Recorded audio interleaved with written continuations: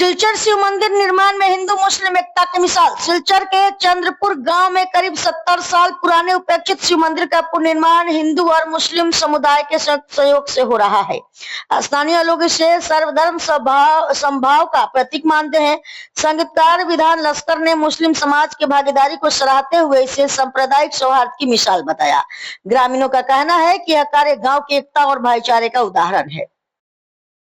नमस्कार, আমরা এই মুহূর্তে বসে আছি কাঁঠালুর চন্দ্রপুর সার্বজনীন মন্দির শিববাড়িতে। এখানে কাজ চলছে, মন্দিরের নির্মাণ কাজ চলছে। সবচেয়ে খুশির কথা আমি বলবো, এই অঞ্চলের হিন্দু মুসলিম সবাই মিলে সহযোগিতা করে কিন্তু এই মন্দিরের কাজ করছেন। হিন্দুরা তো অবশ্যই করছেন, শহরের অনেক গুণী লোকরাও কিন্তু সাহায্যের হাত বাড়িয়েছেন। এখানে রিঙ্কু আছে, আমার সজল আছে, অনেকে আছেন, সাহায্যের হাত বাড়াচ্ছেন। এবং প্রার্থনা করছি আপনারা যারা দেখছেন এই নিউজটা, আপনারা আসবেন কাঁঠাল রোডের একদম বাইপাসের সামনেই মন্দিরটা, এবং যতটুকু পারেন আমাদেরকে যদি সাহায্য সহযোগিতা করেন, সম্পূর্ণ সাহায্যটাই আমরা নির্মাণ কাজে ব্যবহার করব। ধন্যবাদ। হিলাল লস্কর উর্ফে সজল লস্কর, আমি কাঁঠাল রোড চন্দ্রপুরের বাসিন্দা। এই মন্দিরটা বন্দের শিববাড়ি, চন্দ্রপুর বন্দের শিববাড়ি মন্দিরটা, এইটা আমরা ছোটবেলা থেকে অনেক দেখে এসেছি। এখানের মধ্যে আমরা খেলাধুলাও করেছি।